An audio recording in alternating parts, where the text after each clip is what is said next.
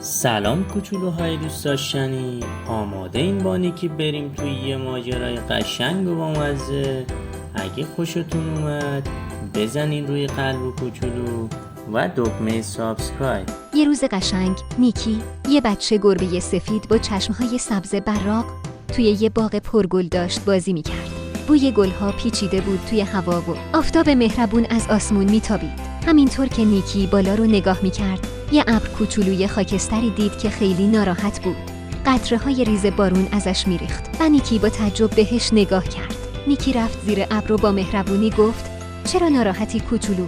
ابر کوچولو آه کشید و چند قطره اشک دیگه ریخت. ابر کوچولو گفت: هیچ کس منو دوست نداره چون فقط بارون میارم. نیکی نشست و با دلسوزی به حرفاش گوش داد. نیکی لبخند زد و گفت: اما بارون خیلی خوبه. گلها، درختها همه با بارون رشد میکنن. بعد با هم رفتن سمت باغ. نیکی گلهایی رو نشون داد که به خاطر بارون شکوفه داده بودن. ابر کوچولو کم کم لبخند زد. یه قطره درخشان از شادی از ابر کوچولو افتاد. نیکی خندید و دور ابر کوچولو چرخید. بوتایی کلی خندیدن. بعد با هم به یه روستای کوچیک رفتن. بچه‌ها با خوشحالی زیر بارون می‌دویدن و می‌خندیدن. نیکی با صدای بلند گفت: بچه‌ها، این ابر کوچولو بارون قشنگ امروز رو براتون آورده.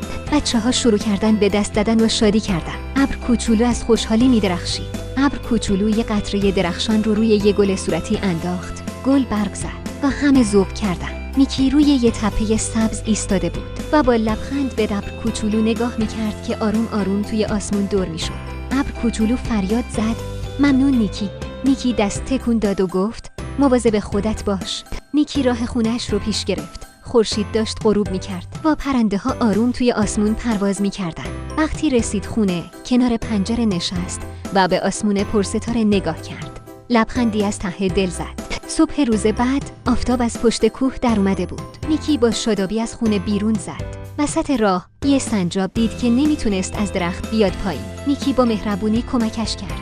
بعد یه ماهی کوچولو دید که از برکه بیرون افتاده. آروم اون رو دوباره گذاشت توی آب. نیکی روی چمنها دراز کشید و به آسمون نگاه کرد. دلش پر از حس خوب، دوستی و مهربونی بود. روی صفحه با نوشته درخشان نوشته شد: مهربونی همیشه برمیگرده. و نیکی با لبخند نگاه میکرد.